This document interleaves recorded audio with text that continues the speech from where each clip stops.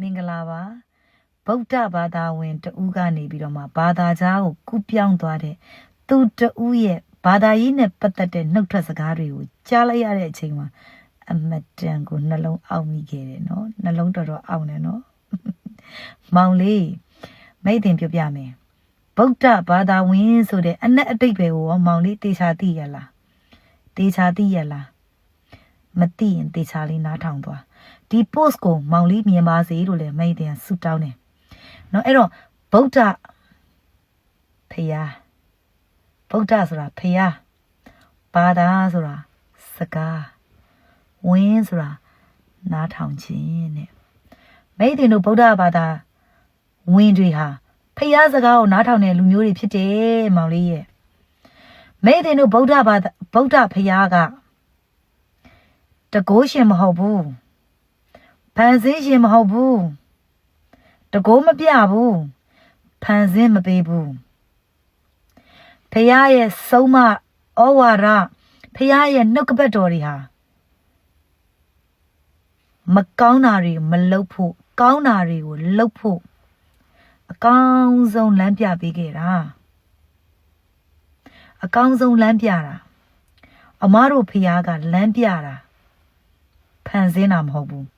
မတူဘူးဗုဒ္ဓမြတ်စွာဘုရားကဖန်ဆင်းပြီးတော့မှမပေးဘူးဖန်ဆင်းပေးတဲ့အရာဘယ်အရာမှမပြုတ်လုပ်ခဲ့ဘူးတို့ဘုရားကမကောင်းတာတွေကိုမလုပ်ဖို့ကောင်းတာတွေကိုလုပ်ဖို့မကောင်းတာတွေကိုလုပ်ရင်မကောင်းတဲ့အကျိုးတွေက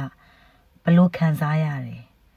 ကောင်းတာတွေကိုလုပ်ရင်ကောင်းတဲ့အကျိုးတွေကိုခံစားရတယ်ဆိုပြီးတော့မှလမ်းပြခဲ့တာအဲ့တော့တို့ဗုဒ္ဓဘာသာဝင်တွေဟာဖရာစကားကိုယုံကြည်ပြီးတော့မှဖရာလမ်းပြခဲ့တဲ့အတိုင်းပြုမှုနေထိုင်လို့ရှိရင်ကြီးပွားကြတယ်ချမ်းသာကြတယ်ဖရာစကားကိုစန့်ကျင်ပြီးတော့မှနေထိုင်တဲ့သူတွေဟာစိတ်ဆင်းရဲကြတယ်နော်ဆင်းရဲကြရတယ်တောကတွေရောက်ကြရတယ်ဟုတ်လားအဲ့တော့ဗုဒ္ဓဘာသာဝင်တယောက်အနေနဲ့ဒီလိုအခြေခံသဘောတရားလေးမှာမသိတဲ့မောင်လေးကဗုဒ္ဓဘာသာဝင်တယောက်ဖြစ်ခဲ့ပါတယ်လို့ဘယ်တော့မှမပြောနဲ့မောင်လေးအမားတို့ဘာသာဝင်တွေအနေနဲ့ရှက်တယ်မောင်လေးရဲ့စိုးဆုံးမမှုမရှိခဲ့တဲ့မောင်လေးမိဘတွေကိုလည်းအမတန်ကို